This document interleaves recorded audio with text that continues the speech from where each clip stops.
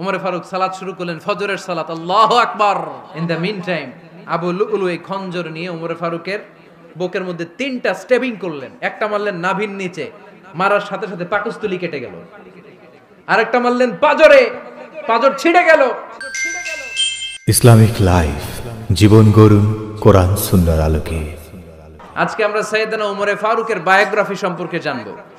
ওমরে ফারুক রাদিয়াল্লাহু তাআলা আনহু, the super hero of this উম্মাহ। এই উম্মার সুপার হিরো তিনি, ঠিক কিনা? ওনার মুখের আগে লাঠি চলতো বেশি। সুবহানাল্লাহ পড়বেন না? মাঝে মাঝে লাঠি চালানোরও দরকার আছে না নাই? সাইয়েদনা ওমরে ফারুক আমাদের জন্য অনুপ্রেরণা। Is the real super hero of Muslim উম্মাহ। তিনি এই উম্মার রিয়েল সুপার হিরো। এজন্য ওনার জীবনী থেকে আমরা কিছু শিক্ষা নেওয়ার চেষ্টা করব ইনশাআল্লাহ। পড়েন সাইয়েদনা ওমরে ফারুক কিভাবে ইসলাম ধর্ম গ্রহণ করলেন, কিভাবে বিশ্বনবীর প্রাণের কলিজার টুকরা হলেন, এটা দিয়ে আমরা শুরু করি। আল্লাহ তাআলা সাইয়েদনা ওমরে ফারুকের হৃদয়ের মধ্যে 3টা ধাক্কা মেরেছেন, ইমানের ধাক্কা। আওয়াজ করে বলতে হবে কয়টা? জোরে বলেন তো কয়টা? 3টা ইমানি ধাক্কা। এক হচ্ছে বিশ্বনবীর দোয়ার ধাক্কা। এক কি? দোয়ার ধাক্কা। 2 হচ্ছে সূরা হাক্কা দিয়ে দিয়েছেন আল্লাহ এক ধাক্কা। সুবহানাল্লাহ পড়বেন না? 3 হচ্ছে সূরাতু তাহা দিয়ে আল্লাহ দিয়েছেন আরেকটা ধাক্কা। এই 3টা ইমানি ধাক্কা যখন সাইয়েদনা ওমরে ফারুকের হৃদয়ে লাগলো, উনি পড়তে আরম্ভ করেছেন, আশহাদু আল্লা ইলাহা ইল্লাল্লাহ ওয়া আশহাদু আন্না মুহাম্মাদান আবদুহু ওয়া রাসূলুহু। চিল্লায়ে পড়েন আল্লাহু আকবার। বিশ্বনবী মক্কায় বসে বসে তাহাজ্জুদের সালাত পড়ে আল্লাহর কাছে দোয়া করলেন, আল্লাহুম্মা আইজ্জাল ইসলাম বিআহাব্বির রাজুলাইনি ইলাইক। ও আল্লাহ, 2জন লোকের নাম বলবো, 2জনের দরকার নেই। এই 2জনের একজনকে আপনি ইসলামের সুশীতল ছায়া তলে এনে ইসলামকে বিজয় দান করে দেন। মুহূর্তের মধ্যে দোয়াটা কবুল করে নিয়েছে কে? বিশ্বনবী বললেন, আল্লাহ 2জনের নাম বলবো আজকের দোয়ায়। আবি জাহাল ইবনে হিশাম, হয়তো হিশামের বেটা আবু জাহেলকে আপনি ইসলামের ভিতরে নিয়ে আসেন, কিংবা ওমর ইবনুল খাত্তাব, খাত্তাবের বেটা ওমরকে আপনি ইসলামের ছায়া তলে নিয়ে আসেন। ওমরে ফারুকের জন্য দোয়াটা কবুল করে নিয়েছে কে? মক্কার যে অবস্থা, আল্লাহর হাবিব সাল্লাল্লাহু আলাইহি ওয়াসাল্লাম বুঝলেন মক্কার এই 2জনের একজন যদি আমার সাথে না থাকে তাহলে মক্কায় দাওয়াতি কাজ চালিয়ে যাওয়া যাবে। আল্লাহরে বললেন, আল্লাহ বেশি চাই না, এই 2জনের একজন, হয় আবু জাহেল নয় ওমর, হয় আবু জাহেল নয় ওমর। বিশ্বনবী যখন দোয়া করলেন, এই দোয়ার একটা ইমানি ধাক্কা, নুরানি ধাক্কা সাইয়েদনা ওমরে ফারুকের হৃদয়কে স্পর্শ করে ফেলল। দোয়া ইজ লাইক এ মিসাইল। এই যে আমরা দোয়া করি, এটা মিসাইলের মতো। যুদ্ধে মিসাইল হামলা করে না? মিসাইল হামলা করার পরে এই মিসাইল লক্ষ্য বস্তুতে যে ভেদ করে, ঠিক কিনা? তেমনি দোয়ার মতো যদি আপনি দোয়া করতে পারেন, আপনি যেই জন্য দোয়া করেছেন ঠিক ওই জায়গায় যে আপনার দোয়া স্পর্শ করে। সুবহানাল্লাহ পড়বেন না? বিশ্বনবীর দোয়ার মাধ্যমে প্রথমে সাইয়েদনা ওমরে ফারুকের হৃদয়ে এক ধাক্কা লাগলো। 2 নম্বরে রব্বুল আলামিন সূরাতুল হাক্কা দিয়ে ওমরে ফারুকের হৃদয়ের মধ্যে দিলেন এক ধাক্কা। পড়েন আল্লাহু আকবার।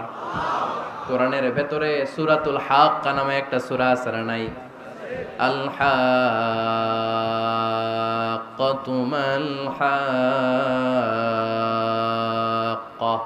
ওয়া মা আদরাকা মাল হাক্কা। পড়েন আল্লাহু আকবার। বিশ্বনবী যখন দোয়া করলেন, ওই দোয়া যখন সাইয়েদনা ওমরে ফারুকের হৃদয়ে স্পর্শ করলো, সাইয়েদনা ওমরে ফারুক সব সময় বিশ্বনবীরে ফলো করতে আরম্ভ করলেন। বিশ্বনবী ডানে গেলে লুকিয়ে লুকিয়ে ওমর ফারুক ডানে যায়, বিশ্বনবী বায়ে গেলে লুকিয়ে লুকিয়ে ওমরে ফারুক বায়ে যায়। বিশ্বনবী একবার মসজিদুল হারামে যে নামাজ পড়তে শুরু করলেন, ওমরে ফারুক তখন বিশ্বনবীর পিছু পিছু ছদ্মবেশে পেছন থেকে যে বিশ্বনবী কিভাবে নামাজ পড়ে দেখতে শুরু করলেন। বিশ্বনবী ইন দা মিন টাইম এশার নামাজে আল হাক্কাতু মাল হাক্কা তেলাওয়াত শুরু করে দিলেন। আল হাক্কাতু মাল হাক্কা তেলাওয়াত শুরু করে দিলেন। তেলাওয়াত করতে করতে বিশ্বনবী যখন তেলাওয়াত করতেছে, ওমরে ফারুক এরকম দুলতেছে আর মজা পাচ্ছে। ও মিয়া, বিশ্বনবীর কণ্ঠ বুঝি আমার মতো কণ্ঠ? আপনার মতো কণ্ঠ? আহমদ বিন ইউসুফের কণ্ঠ? আব্দুল বাসিতের কণ্ঠ না? বিশ্বনবীর গলায় যে কি সুরের ঝংকার আল্লাহ দিয়েছেন, কি সুরের লহরী আল্লাহ দিয়েছেন, একবার যে শুনতো পাগল হয়ে যেত। আল্লাহু আকবার। বিশ্বনবী সূরা হাক্কা মন্ত্রমুগ্ধ তেলাওয়াতে, মন্ত্রমুগ্ধ সুর দিয়ে, মন্ত্রমুগ্ধ কণ্ঠ দিয়ে তেলাওয়াত করতে লাগলেন। এশার সালাতে ওমরে ফারুক দুলতে লাগলেন। ওমরে ফারুক যত শুনেন অবাক হয়ে যায়, যত শুনেন অবাক হয়ে যায়, যতই শুনে অবাক। কিরে? কারণ তিনি আরবি ভাষা বুঝতেন। এত সুন্দর শব্দের গাঁথনি, এত প্রাঞ্জল বর্ণনা, এত সুন্দর অন্তমিল, এটা কবিতা না হয়ে পারে না। উনি মনে মনে ভাবলেন এটা মনে হয় কবিতা। It might be poem, it could be poem. Muhammad মনে হয় কবি হয়ে গেছে, তার কাব্য প্রতিভা দিয়ে সে এটা বানিয়েছে। তা না হলে এত সুন্দর কথা, এটা কবিতা না হয়ে পারে। ইন দ্য মিন টাইম বিশ্বনবী কিন্তু দেখতেছে না যে পেছনে ওমর। বিশ্বনবী তেলাওয়াত করছিলেন। ইন দ্য মিন টাইম বিশ্বনবী পড়ছিলেন ওমা হুয়া বিকাউলি শাইরিন কলিলাম মা তুমিনুন। এই আয়াতের অর্থ হলো এটা কোনো কবির কথা নয়, খুব অল্প সংখ্যক লোকই তোমরা ঈমান আনো। সুবহানাল্লাহ পড়েন। এটাকে বলে কোইনসিডেন্ট। কোইনসিডেন্ট, হুট করে অনেক সময় মিলে যায়। যায় কি যায় না? আপনি একজনের কথা ভাবতেছেন, বাজারে গেলেন, বাজারে যেই দেখেন ওই লোকটা দাঁড়ায় আছে, এরকম হয় কি হয় না? কোইনসিডেন্ট। ওমরে ফারুক মনে মনে যেটা ভাবতেছে ওই কথা দিয়ে বিশ্বনবী তেলাওয়াত করতেছে। আল্লাহু আকবার। বিশ্বনবী যে আয়াত তেলাওয়াত করছিলেন, আয়াতের অর্থ হলো এটা কোনো কবির বানানো কবিতা না, খুব অল্প সংখ্যক লোকই তোমরা ঈমান আনো। ওমরে ফারুক আটকে উঠলেন, থমকে দাঁড়ালেন। ঘটনা কি? আমি মনে মনে ভাবলাম কি রে, এত সুন্দর কথা, এটা তো মানুষের কথা হতে পারে না, এটা নিশ্চয়ই কবিতা, কবির কথা। কিন্তু মুহাম্মদ এখন আবার পড়তেছে ওমা হুয়া বিকাউলি শাইর, এটা কোনো শায়েরের, কবির কথা নয়। কলিলাম মা তুমিনুন, অল্পই তোমরা ঈমান আনো। তার মানে আমার মনে যা চলে মুহাম্মদ এটা টের পায়। মুহাম্মদ গণক। নাউজুবিল্লাহ পড়বেন না? মুহাম্মদ অনেক বড় মাপের একজন গণক। মানুষের হৃদয়ে কি চলে, মনে মনে কি ভাবে, মুহাম্মদ না দেখেও বলে দিতে পারে। ইন দা মিন টাইম বিশ্বনবী পরের আয়াতে পড়লেন ওয়ালা বিকাউলি কাহিনিন কলিলাম মা তাযাক্কারুন। এই আয়াতের অর্থ হলো এটা কোনো গণকের বানানো গণনা নয়, খুব অল্প সংখ্যক লোকই তোমরা উপদেশ হিসেবে এটাকে মানো। সুবহানাল্লাহ পড়েন। এবার আর ওমরে ফারুকের সহ্য হয় না, কি আজীব তামাশা। প্রথমে মনে করলাম কবিতা, মোহাম্মদ কয় কবি না, সে কবি না, এটা কবিতা না। তারপর ভাবলাম সে গণক, সে আয়াত পরে পরে বলে দিল এটা গণনা নয়, তাহলে এটা কি? এটা কি কবিতাও না, গণনাও না, তাহলে এটা কি? বিশ্বনবী তখন বললেন তানজিলুম মির রাব্বিল আলামিন। সুবহানাল্লাহ পড়েন। পরের আয়াত ছিল তানজিলুম মির রাব্বিল আলামিন। এটা দুনিয়ার কোনো কবির বানানো কবিতা না, এটা কোনো গণকের গণনা না, এটা কোনো সাহিত্যিকের বানানো সাহিত্য নয়, এটা মহাবিশ্বের পরিচালক রব্বুল আলামিনের কাছ থেকে পাঠানো কিতাব কোরআন। সূরা হাক্কার ধাক্কায় ওমরে ফারুক কাইত। প্রথমে ধাক্কাটা লাগলো যে দোয়া। বিশ্বনবী তাহাজ্জুদে কেঁদে দোয়া করলেন, আল্লাহ হয় আবু জাহেল রে দিবা নাইলে ওমর রে দিবা। ওই দোয়া ওমরে ফারুকের হৃদয়ে ছোঁয়া লেগেছে। এরপর হাক্কা, সূরাতুল হাক্কা দিয়ে দিলে এক ধাক্কা। এই ধাক্কা খেয়ে উথাল পাথাল হৃদয়ের মধ্যে, হায় রে এ কি বাণী, এ কেমন কথা, কে মুহাম্মদ? তারপরও শয়তানের ওয়াসওয়াসা আছে না নাই? আল্লাহ বলে যতই ওয়াসওয়াসা ওমরকে দেয়া হোক, আমি ওমরে ফারুককে এই মুসলিম উম্মতের সেনাপতি বানিয়ে ছাড়বো, আমি সেনাপতি বানাবো। এবার 3 নাম্বার ডোজ। ডাক্তারের কাছে গেলে প্রথমে দেখবেন সিম্পল ডোজ দেয়, নরমাল ওষুধ, এটাতে কাজ না হলে ডোজ বাড়ায়, একেবারে কাজ না হলে অ্যান্টিবায়োটিক মারে, আছে না নাই?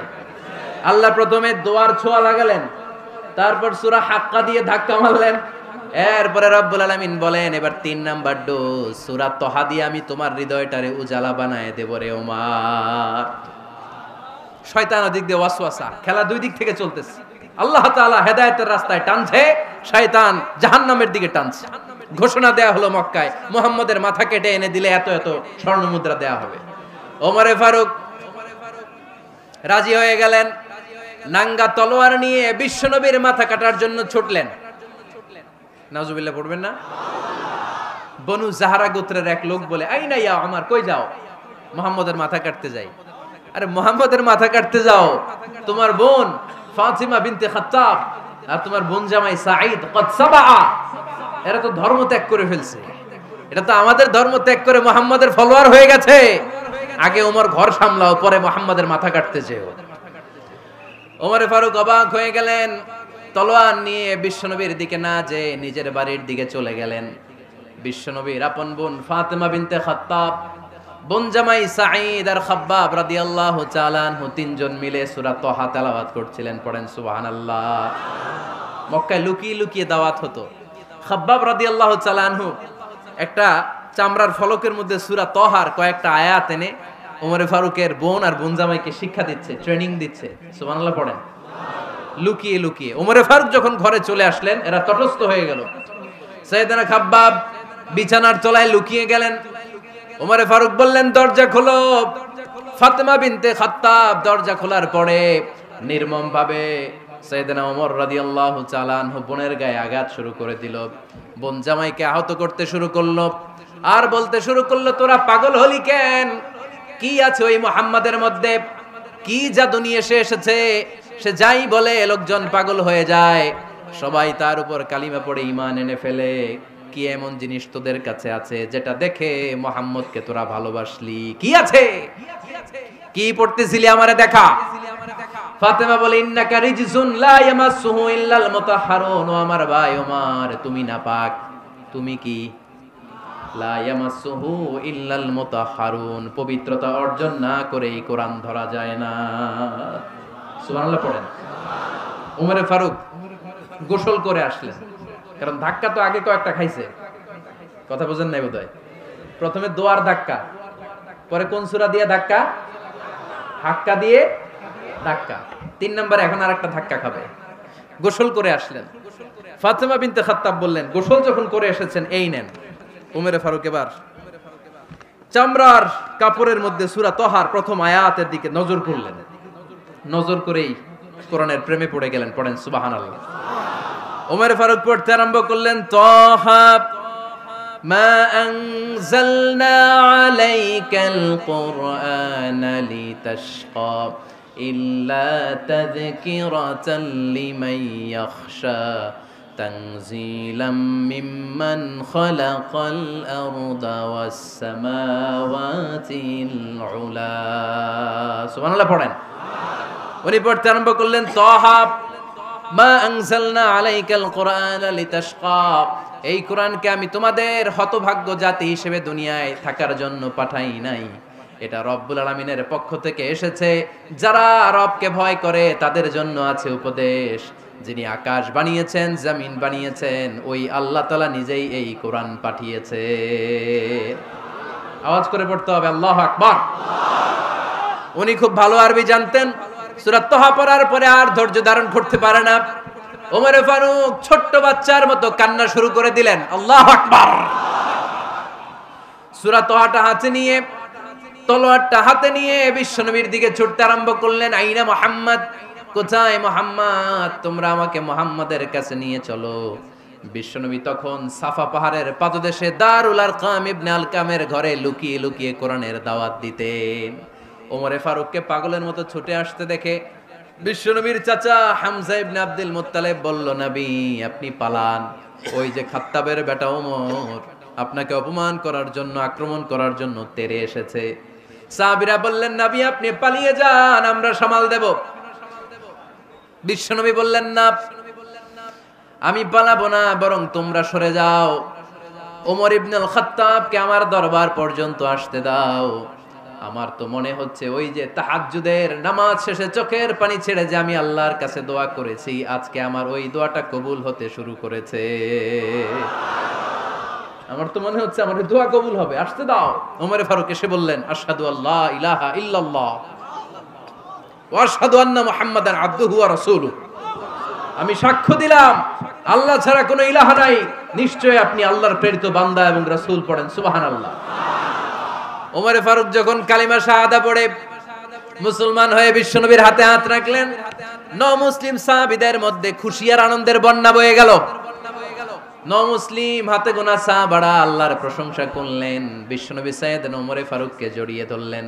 ওমর ফারুক আবার বিশ্বনবীরে বললেন, নবী গো, আলাসনা আলাল হক, আমরা কি সত্যের উপরে আছি নাকি আমরা ভুলের উপরে আছি? বিশ্বনবী বললেন, বালা নাহনু আলাল হক, আমরাই সত্যের উপরে আছি। সুবহানাল্লাহ পড়ে। আলাসনা আলাল হক, নবী আমরা কি সত্যের উপরে নাই? হ্যাঁ অবশ্যই ওমর তুমি সত্যের উপরে আছো। ওমরে ফারুক বললেন তাহলে ফাফিমাল ইখতিফা, তাহলে লুকায় লুকায় আর দাওয়াত দেব কেন? আমি তো কালিমা পড়ে ফেলছি, আসেন আমার সাথে বের হই।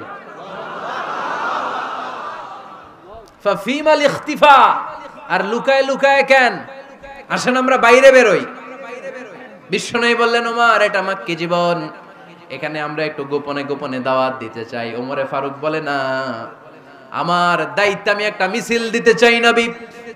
আল্লাহর নামের তাকবীর দিতে দিতে দারুল আরকাম থেকে শুরু করে মসজিদুল হারাম পর্যন্ত একটা মিছিল দিয়ে আমি মক্কা কাঁপাইয়া দেব। অনুমতি দেন। বিশ্বনবী দিতে চায় না। ওমরে ফারুক অনেক বুঝানোর পরে স্বল্প পরিসরের একটা অনুমোদন পাওয়া গেল বিশ্বনবী সাল্লাল্লাহু আলাইহি ওয়াসাল্লামের কাছ থেকে। কিন্তু মিছিল যে দিবে, মিছিলের জন্য লোকের দরকার আছে না নাই? এখানে লোক নাই, আমি একাই মিছিল দিতেছি। এটা জমবে? মিছিল জমবে? খুঁজে উনি 11 জন মুসলিম সাহাবা পেলেন। কয়জন? ওমরে ফারুক বললেন 11 জনই সই। এই 11 জন নিয়েই আমি আল্লাহর নামের তাকবীর দেব। 2 লাইন করলেন। কয় লাইন? 2 লাইন। পেছনে 6 জন, আর এই লাইনের নেতা বানালেন বিশ্বনবীর চাচা হামজাকে রাদিয়াল্লাহু তাআলা আনহু। আর সামনে 5 জন, তার আগে দাঁড়ালেন উনি নিজেই। তাহলে 6 6 12। বললেন এই 2 লাইনই আমরা তাকবীর দিতে দিতে, বেশি না, এই দারুল আরকামের ঘর থেকে, আপনারা জানেন যে সাফা মারওয়া এখন যে সাই হয়, এই সাফার পাদদেশে ছিল দারুল আরকামের ঘর। উনি বললেন এখান থেকে ওই যে কাবার গিলাফ দেখা যায়, কাবার গিলাফ পর্যন্ত আমরা এই তাকবীর নিয়ে ওখানে যাব। সুবহানাল্লাহ পড়বেন না? ওখানে উনি দাঁড়িয়ে ছোট্ট একটা ভাষণ দিয়েছিলেন। উনি বলেছিলেন মান আরাদা আন তাসকুলা উম্মু ওয়া ইয়াতামা ওয়ালাদু ওয়া তারমিলা যাওজাতুহু ফালিয়াসুদ্দানি। খেয়াল করে শুনেন, কান দুইটা খরগোশের কানের মতো খাড়া করেন। উনি এক বাক্যের একটা ভাষণ দিলেন। ভাষণ দিতে জানলে বড় ভাষণ দেয়া লাগে না। এক বাক্যের ভাষণ দিয়ে গোটা বিশ্বকে ঝাঁকুনি মারা যায়। চিল্লায় বলো ঠিক কিনা? ওমরে ফারুক এক বাক্যের একটা ছোট্ট ভাষণ দিলেন। মান আরাদা আন তাসকুলা উম্মু, কে আছো মায়ের এই মক্কায়, কে আছো মায়ের বুক খালি করতে চাও? ইয়া আচামা ওয়ালাদু, কে আছো বাচ্চাগুলারে, নিজের সন্তানগুলোরে ইয়াতিম বানাতে চাও? কে আছো তারমিলা যাওজাতুহু, নিজের স্ত্রীকে বিধবা বানাতে চাও? ফালিয়া সুদ্দানি, বুকের পাটা থাকলে আমি ওমর রে থামাও। ফালিয়া সুদ্দানি, দেখি মক্কায় কার এত বড় বুকের পাটা। কে আছো মায়ের বুক খালি করতে চাও, সন্তান রে এতিম বানাতে চাও, স্ত্রীকে বিধবা বানাতে চাও? ফালিয়া সুদ্দানি, পারলে আমারে ঠেকাও। এই বলে উনি আল্লাহু আকবার, আল্লাহু আকবার, আল্লাহু আকবার বলে স্লোগান শুরু করে দিলেন। এক এক স্লোগানে মক্কার মরুজমিন থারথার করে কাঁপতে আরম্ভ করলো। এই মিছিল মক্কার কেউ দেয় নাই। মিছিলের আওয়াজ শুনে আবু জাহেল বাইরিস, উতবা বাইরিস, শাইবা, ওয়ালিদ ইবনে মুগিরা সব বের হইছে। কি রে, আমার এলাকায় এত বড় স্লোগান, কার এত সাহস? বের হয়ে দেখে মিছিলের সামনে ওমর। ওমর রে দেখে দিছে এক দৌড়। কারণ ওমরে ফারুককে থামানোর মতো বাপের বেটা মক্কায় দ্বিতীয়টা কেউ ছিল না। আওয়াজ করে বলেন ঠিক কিনা? ওমরে ফারুক আল্লাহু আকবার, আল্লাহু আকবার বলে স্লোগান দিতে দিতে মসজিদুল হারামের ভেতরে ঢুকে গেল। কাবার গিলাফ ধরার পরে সেদিন মিছিল থেমেছে। ওই আল্লাহর নামের স্লোগান সেদিন কেউ থামাতে পারে নাই, কিয়ামত পর্যন্ত কেউ থামাতে পারবে না। চিল্লায় বলো ঠিক কিনা?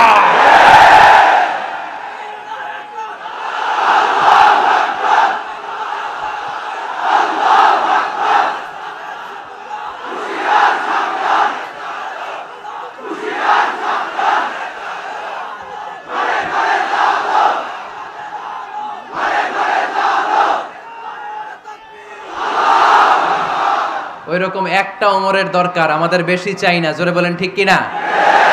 দাও খোদা দাও আমায় আবার ওমর দারাজ দিল, দাও খোদা দাও আমায় আবার ওমর দারাজ দিল, দাও আলীর মতো বীর সেনানি, আলীর মতো বীর সেনানি জাগাতে নিখিল, দাও খোদা দাও আমায় আবার ওমর দারাজ দিল। সুবহানাল্লাহ পড়েন। একটা ওমর লাগবে। চিল্লায় বলেন কয়টা? ওই ওমরের অপেক্ষায় বাংলাদেশ সহ গোটা মুসলিম উম্মাহ। ঠিক কি না? একটা ওমরই যথেষ্ট। আমাদের সেন্ট্রাল লিডারশিপ নাই তো, আমাদেরকে এদিকে লাথি মারলে আমরা ওইদিকে যাই। ওদিক থেকে গুতা মারলে আমরা এদিকে যাই। আমাদের রিপ্রেজেন্টেটিভ, আমাদের প্রতিনিধিত্ব করার মতো কোনো কেন্দ্রীয় লিডারশিপ নেতৃবৃন্দ গোটা বিশ্বে নাই, ঠিক কিনা? আমরা সেই ওমরে ফারুকের অপেক্ষায়, আমরা সেই ইমাম আল মাহদির অপেক্ষায়। এই ওমরে ফারুক আমাদের মডেল, ঠিক কিনা? থার্ড ইন পজিশন এই পুরা উম্মতের মধ্যে ওনার পজিশন নাম্বার 3। 1 নাম্বার পজিশন বিশ্বনবীর, কার? 2 নাম্বার পজিশন কার? আবু বকর। 3 নাম্বার পজিশন কার? ওমরে ফারুকের। বিশ্বনবী বলতেন লা নবিয়্যা বা'দি, লা নবিয়্যা বা'দি, আমার পরে কোনো নবী নাই। ওয়ালা রাসূলা, আমার পরে কোনো রাসূলও নাই। আমার নবীর পরে আর কোনো নবী আছে? আমার নবীর পরে আর কোনো রাসূল আছে? এই যে কাদিয়ানি যে একটা সম্প্রদায় আছে, এরা কি মুসলিম নাকি অমুসলিম? মুসলিম সম্প্রদায়ের সাথে এদের কোনো সম্পর্ক নাই, চিল্লা বলেন ঠিক কিনা? এরা যদি মুসলমান হতে চায়, আমার নবী দ্য লাস্ট মেসেঞ্জার বিশ্বনবীকে খাতামুন নবী হিসেবে সংবাদ সম্মেলন করে গোটা বিশ্বকে জানাই দিতে হবে, তারপরে তাদেরকে আমরা মুসলিম হিসেবে স্বীকৃতি দিব, চিল্লায় বলেন ঠিক কিনা? তা না হলে তারা কোন ধর্মের এটাকে জানাই দিতে হবে। No inferiority complex, no identity crisis. Identity ক্রাইসিসে থাকা যাবে না। আপনারা কোন ধর্মের এটা জানায় দেন।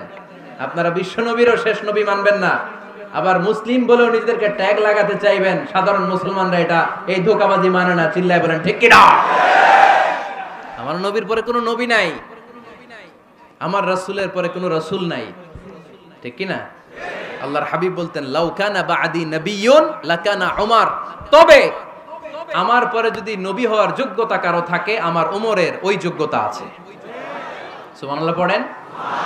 প্রভু তুমি বলেছো রাসূল দেবে না, বলনি দেবে না ওমর, বলনি দেবে না হামজা তারি, খালিদ বিজয় সমর। প্রভু তুমি বলেছো রাসূল দেবে না, বলনি দেবে না ওমর, বলনি দেবে না হামজা তারি, খালিদ বিজয় সমর। প্রভু তুমি বলেছো রাসূল দেবে না। সুবহানাল্লাহ পড়েন। এজন্য আমরা একটা ওমর চাই। কয়টা? বেশি লাগবে? নেতার মতো নেতা কয়টা লাগে? জোরে বলেন কয়টা? Enough, that's enough. Omar Farooq our super hero. ওনার সাথে বিশ্বনবী সাল্লাল্লাহু আলাইহি ওয়াসাল্লামের মুসাহারার সম্পর্ক ছিল। ওমরে ফারুক যে বিশ্বনবীর শ্বশুর, এটা অনেকে জানেই না। ওমরে ফারুক রাদিয়াল্লাহু তাআলা আনহু বিশ্বনবীর শ্বশুর ছিলেন। এটা আজকে নতুন শুনছেন, কে কে হাত তোলেন? দেখছেন হুজুর? সঠিক বলছি না আমি? অনেকে আমরা জানি না। মাশাআল্লাহ, জানতে লজ্জা নাই, শিখতে লজ্জা নাই। লজ্জা হচ্ছে অজ্ঞতায় আর মূর্খতায়, ঠিক কি না? আমরা শিখতে রাজি আছি। যে কথা বলে আমরা তার ছাত্র। আমার আগে হুজুর কথা বলতেছিলেন, আমরা ছিলাম ছাত্র। এখন আমি কথা বলতেছি, এখন আমরা সবাই হয়ে গেছি ছাত্র, ঠিক কি না? যিনি বলেন তিনি শিক্ষক, বাকিরা আমরা ছাত্র, ঠিক কি না? 4 খলিফার 2 খলিফা, ইসলামের 4 খলিফার 2 খলিফা বিশ্বনবীর মেয়ের জামাই, আর বাকি 2 খলিফা বিশ্বনবীর শ্বশুর। সুবহানাল্লাহ পড়েন। সাইয়েদনা আলী রাদিয়াল্লাহু তাআলা আনহু, সাইয়েদনা উসমান যুন-নূরাইন বিশ্বনবীর মেয়ের জামাই। উসমান রাদিয়াল্লাহু তাআলা আনহুর কাছে বিশ্বনবী 2 মেয়েকে বিয়ে দিয়েছিলেন। একজন মারা যাওয়ার পরে আরেকজন। বিশ্বনবী বলেছেন এরপরে আরেকটা থাকলে ওইটারও বিয়ে দিতাম। সুবহানাল্লাহ পড়বেন না? 2 জন ছিল মেয়ের জামাই আর 2 জন ছিল শ্বশুর। সাইয়েদনা আবু বকর শ্বশুর, বিশ্বনবীর স্ত্রী আম্মাজান আয়েশা রাদিয়াল্লাহু তাআলা আনহার বাবা। বিশ্বনবীর স্ত্রী আম্মাজান হাফসা রাদিয়াল্লাহু তাআলা আনহার বাবা ছিল সাইয়েদনা ওমর ফারুক। চিল্লায় পড়েন আল্লাহু আকবার। জানো তো না পজিশন না? সাইয়্যিদু কুহুলিল জান্নাহ, জান্নাতে যত নারীরা যাবে, নারীদের সর্দারিনী হবে সাইয়্যিদাতুনা ফাতেমা রাদিয়াল্লাহু তাআলা আনহা। এই ফরিদপুরের যত ইয়াং স্টারেরা তোমরা যারা জান্নাতে যাবে, তোমাদের লিডার হবে সাইয়েদনা হাসান আর হুসাইন রাদিয়াল্লাহু তাআলা আনহুমা। আর বয়স্ক মুরব্বীরা যারা জান্নাতে ঢুকবেন, আপনাদের লিডার হবে সাইয়েদনা আবু বকর আর সাইয়েদনা ওমর ফারুক রাদিয়াল্লাহু তাআলা আনহু। সুবহানাল্লাহ পড়তে পারলেন না? ওমর ফারুক এটা সাধারণ কোনো ক্যারেক্টারিস্টিক্স নয়। ওনাকে আল্লাহ তাআলা নলেজও দিয়েছেন, আবার দিনদারিও দিয়েছেন।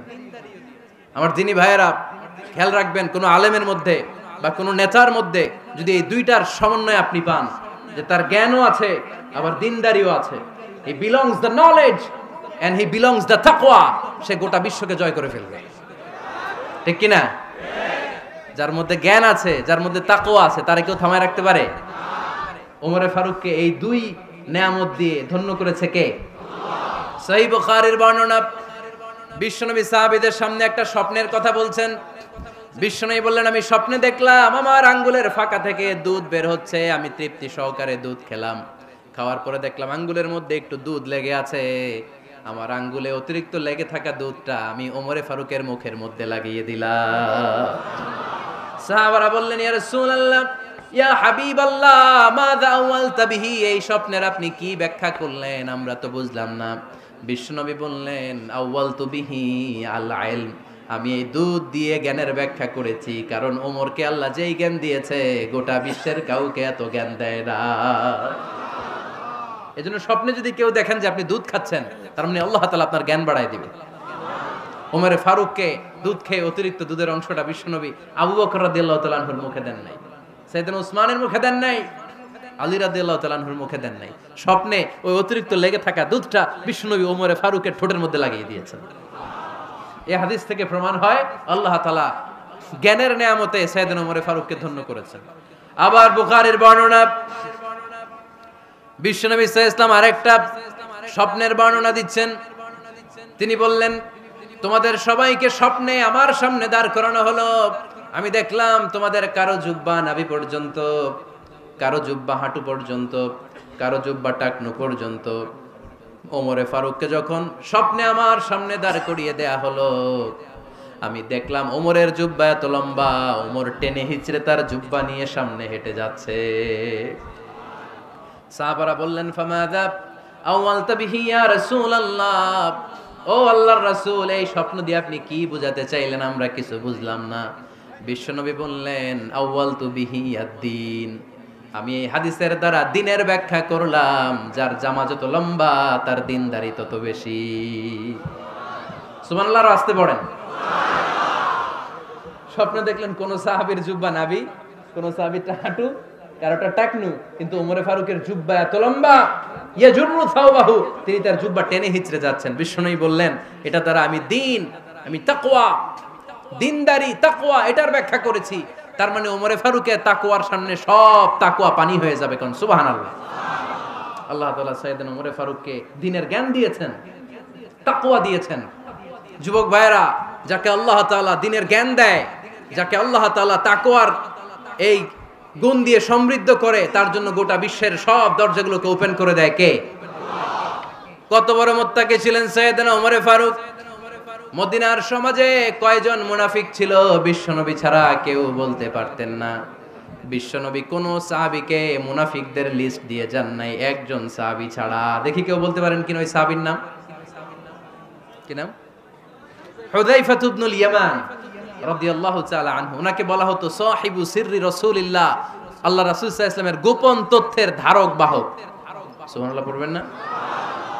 বিশ্বনবী ইন্তেকালের আগে মদিনার সমাজে মোট কয়জন মুনাফিক আছে, এই তথ্য আবু বকরকে বলেন নাই, ওমর রাদিয়াল্লাহু তাআলা আনহুকে বলেন নাই, উসমান রাদিয়াল্লাহু তাআলা আনহু, আলী রাদিয়াল্লাহু তাআলা আনহু, আশারাতুল মুবাশশিরিনা বিল জান্নাহ কোন সাহাবীকে বলেন নাই। শুধুমাত্র কেবলমাত্র একমাত্র হুযায়ফা ইবনুল ইয়ামান রাদিয়াল্লাহু তাআলা আনহুর কাছে মুনাফিকদের লিস্টে বিশ্বনবী দিয়ে গিয়েছেন।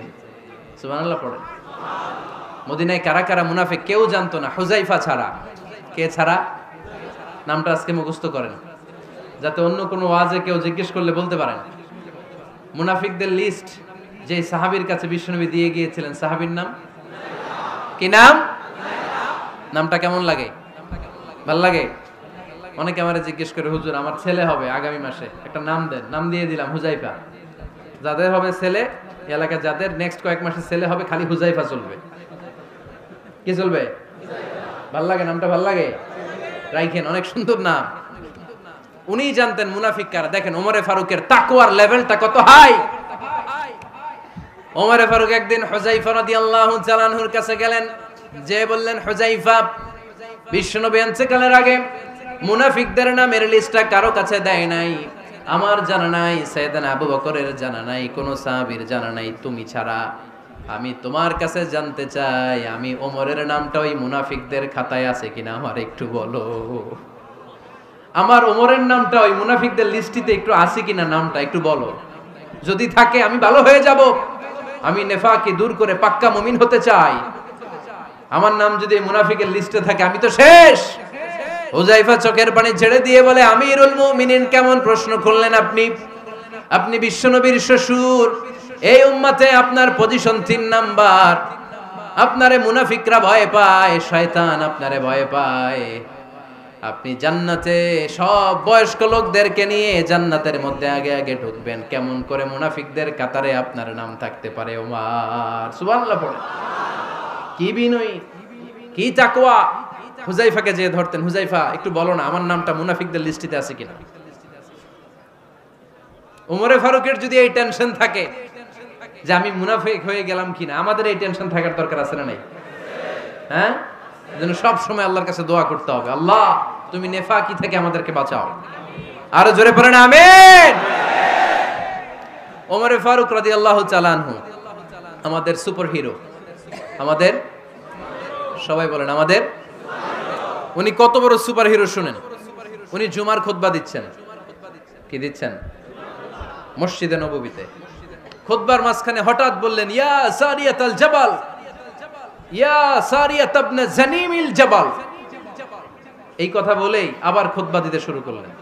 ওনার এই ইয়া সারিয়াত ইবনে জানিমিল জাবালের সাথে আগের কথারও কোনো মিল নাই, পরের কথারও কোনো মিল নাই। জুমার নামাজের পর মুসল্লি সাহাবারা ধরলেন, বললেন, ইয়া আমিরাল মুমিনিন। খুতবার মাঝখানে হঠাৎ করে ইয়া সারিয়াত ইবনে জালিমিল জাবাল বলে আপনি চিৎকার করলেন কেন? আপনার এই বাক্যের সাথে আপনার খুতবার আগের বাক্যের কোনো মিল নাই, আপনার খুতবার পরের বাক্যেরও কোনো মিল নাই। এই কথা আপনি কারে বললেন, কারে উদ্দেশ্য করে বললেন? এই কথার তাৎপর্য কি আমাদেরকে বুঝিয়ে বলেন। ওমরে ফারুক বললেন, আমি যখন খুতবা দিচ্ছি আমি দেখতে পেলাম ওই যে কয়েক মাস আগে আমি আমার মুসলিম সেনাবাহিনী পারস্যে আক্রমণের জন্য পাঠিয়েছি, বর্তমান ইরান, ইরানের ওই বিশাল এলাকাতে পারস্যে আমি আমার ব্যাটালিয়ন পাঠিয়েছি। আমি হঠাৎ করে দেখতে পেলাম আমার মুসলিম বাহিনীর সেনাপতি যুদ্ধের এক পর্যায়ে তার ডানে আছে উপত্যকা, বায়ে আছে পাহাড়, সে পাহাড়ি রাস্তা ছেড়ে দিয়ে উপত্যকার দিকে যেতে শুরু করেছে। আমি দেখতে পেলাম আমার মুসলিম বাহিনী যদি উপত্যকার দিকে ছুটে বেড়ায়, কাফির মুশরিকরা আমার মুসলিম বাহিনীকে কচুকাটা করে ফেলবে। তাই আমি এখান থেকে তাদেরকে কমান্ড দিয়ে বলেছি, ইয়া সারিয়াতাল জাবাল, উপত্যকার দিকে নয় পাহাড়ের দিকে যাও, তাহলেই তোমাদের বিজয় নিশ্চিত হয়ে যাবে। উপত্যকার দিকে যেও না, ইলাল জাবাল, ইলা সারিয়াতিল জাবাল, পাহাড়ের দিকে ছোট। সাহাবারা অবাক, ঘটনা কি? উনি বসে আছেন মদিনায় মসজিদে নববীর মিম্বারে দাঁড়িয়ে, উনি যদি ইয়া সারিয়াতাল জাবাল বলে এটা কি ইরানে যাবে নাকি? ও মিয়া, তখনকার সময়ে বর্তমানের মতো মোবাইল ছিল নাকি, ইন্টারনেট ছিল নাকি, কিছু ছিল? খালি মুখে আমি যদি বলি ইয়া সারিয়াতাল জাবাল, এটা ইরানে যাবে, ইন্ডিয়া যাবে, ঢাকায় তো যাবে না, ফরিদপুর শহরেই তো বসবে না, ঠিক কিনা? কিন্তু এটা আমিরুল মুমিনিন, বিশ্বাসী সাহাবারা বিশ্বাস করে নিল। কিছু মুনাফিক ছিল, এরা কয় না ঝামেলাস, এটা তো সম্ভব না, এক কাজ করি, এই সেনাপতি যখন বিজয়ী বেশে মদিনায় ফিরে আসবে আর আমরা ধরবো। এরা দিন গুনতে লাগলো, এই সেনাপতি মুসলিম বাহিনী নিয়ে পারস্য জয় করে কবে ফিরে আসবে। এই মুনাফিকের দলগুলো কখনো সেনাবাহিনীকে অভ্যর্থনা জানাতে যেত না, কিন্তু এইবার সবার আগে মদিনার উপকণ্ঠে যে সেনাপতিদেরকে অভ্যর্থনা জানানোর জন্য ফুল নিয়ে রেডি, ফুল নিয়ে দাঁড়ায়। সেনাপতি ঢুকার সাথে সাথে ধরছে, এই সেনাপতি কোত্থেকে আসছো? কয় পারস্য জয় করে আসছি। কয় এমন এমন দিন, জুমার দিন দুপুর বেলা যুদ্ধের মাঝখানে আমিরুল মুমিনিনের কণ্ঠের কোন কথাবার্তা শুনছো নাকি? সেনাপতি অবাক, কয় তোমরা জানলা কেমনে? শুনছি তো। সুবহানাল্লাহ পড়বেন না? আমরা যুদ্ধে একটা ভয়ঙ্কর অবস্থার মধ্যে ছিলাম, পেছন থেকে শত্রু আমাদেরকে আক্রমণ করতে শুরু করে দিল। ডানে যাব না বায়ে যাব, সামনে যাব নাকি পেছনে যাব, রাস্তা খুঁজে পাচ্ছি না। ডান দিকে ছিল আমাদের উপত্যকার রাস্তা, বাঁ দিকে ছিল পাহাড়ি পথ। আমরা সোজা পথ হবে মনে করে উপত্যকার দিকে ছুটতে আরম্ভ করলাম। হঠাৎ করে আমিরুল মুমিনিনের কণ্ঠ বজ্র কণ্ঠে আমার কানের মধ্যে ভেসে আসলো। আমার মনে হলো আমিরুল মুমিনিন কেমন যেন আমাকে কমান্ড দিচ্ছেন আর বলছেন, ইয়া সারিয়াতাল জাবাল, ডান দিকে উপত্যকার পথে নয়, তাড়াতাড়ি পাহাড়ের দিকে সৈন্যবাহিনী নিয়ে উঠে যা। পাহাড়ের দিকে, ডানে না। This is wrong track and this is the right track. ওই দিন যদি ওমরে ফারুকের ওই গাইডলাইন, আমিরুল মুমিনিনের কমান্ড যদি আমি না শুনতাম, আজকে বিজয়ের বেশে ফিরতেও পারতাম না, আমাদের চেহারাও তোমরা দেখতে পেতে না। ওমরে ফারুকের ওই কমান্ড, ওই গাইডলাইন অদৃশ্য থেকে শোনার কারণে ওই পারস্যের মধ্যে আমাদেরকে সেই যুদ্ধে বিজয় দান করেছে কে? দিস ইজ ওমরে ফারুক, দিস ইজ ওমরে ফারুক। বিশ্বনবী বলছেন, ওমর, মা লাকিয়াকা শাইতানু সালিকান ফাজ্জান ইল্লা সালাকা ফাজ্জান গায়রা ফাজ্জিক। ওমর, শয়তান ইবলিস যদি তোমারে কোনো রাস্তা দিয়ে হাঁটতে দেখে, শয়তান ওই রাস্তা রেখে দিয়ে অন্য রাস্তা দিয়ে হাঁটে। সুবহানাল্লাহ। বাড়িতে যায় বললেন, কে বলতেছে? বিশ্বনবী। কার ব্যাপারে? ওমরে ফারুকের ব্যাপারে। শয়তান যদি দেখে যে ওমরে ফারুক এই রাস্তা দিয়ে হাঁটতেছে, শয়তান ওই রাস্তা রেখে দিয়ে অন্য রাস্তা দিয়ে হাঁটে। সুবহানাল্লাহ পড়েন। রাত্রিবেলা আমরা আমাদের বাচ্চা ছেলে মেয়েদেরকে যখন খাওয়াই, বাচ্চারা খেতে চায় না, এরকম হয় আপনাদের ফরিদপুর এলাকায়? হ্যাঁ, এই এলাকায় হয় নাকি? খেতে চায় না বাচ্চারা, এই চকলেট দেখায়া, এই মিনা কার্টুন দেখায়া, এইটা সেইটা, এগুলো সেগুলো বলে, গল্প টল্প বলে ভুলায়া খাওয়ানো লাগে, তাই না? তারপরও খায় না। আমারও ছোট মেয়ে আছে, খেতে চায় না, এইটা সেইটা এমনি সেমনি খাওয়ানো লাগে। তো শেষে না পেরে মা বাবা বলতে বাধ্য হয়, ওই যে ভূত আসতেছে, ভূত, তাড়াতাড়ি তাড়াতাড়ি খাও, নাহলে যে ভূত ধরবে তোমারে। ওই যে বাঘ আসতেছে, বাঘ, তাড়াতাড়ি খাইলে নাহলে বাঘে কামড়াবে। বলি না আমরা? আপনারা কি বলেন? ভূত। আর কি বলেন? হ্যাঁ হ্যাঁ, আচ্ছা, এক এক জায়গায় এক একটা আমরা বলি, ভূত আসবে, বাঘ খাবে, ভাল্লুক খাবে, তাড়াতাড়ি খাও। মদিনাতে যখন ওমরে ফারুক আমিরুল মুমিনিন, মদিনার মায়েরাও বাচ্চাদেরকে খাওয়াতে পারতো না, ছোট্ট মেয়েদেরকে খাওয়াতে পারতো না, খাওয়া নিয়ে যন্ত্রণা করতো। বাচ্চারা যখন মদিনায় খেতে চাইতো না রাত্রি বেলায়, মদিনার মায়েরা বলতো, তাড়াতাড়ি খাও, হা হুয়া ইয়াতি উমর, হা হুয়া ইয়াতি উমর, তাড়াতাড়ি খা, নাইলে ওই যে ওমর আসতেছে, Omar. This is our super hero সাইয়েদনা ওমর ফারুক রাদিয়াল্লাহু তাআলা। শুধু শয়তানি ভয় পেত না, মুনাফিকরাও ভয় পাইতো, জমের মতো ভয়। শুধু তাই না, আমাদের আম্মাজান বিষ্ণু ইসা ইসলামের স্ত্রীরাও ওমরে ফারুককে ভয় পেতেন। সুবহানাল্লাহ কইবেন না? মাঝে মাঝে বিষ্ণু ইসা ইসলামের সাথে আম্মাজান আয়েশার ঝগড়া হতো, হতো না? আপনাদের ফ্যামিলিতে ঝগড়া হয়? হয় না? হয় না? কার কার দেখি? ওরে আল্লাহ, অনেক আল্লাহর ওলি আছে তো এই জায়গায়। ঝগড়া হয় না? কি কথা কয়, ঝগড়া হয় না বলে? বিশ্বনবীর ফ্যামিলিতে ঝগড়া হয়, আপনার ফ্যামিলিতে হয় না? মিষ্টি ঝগড়া।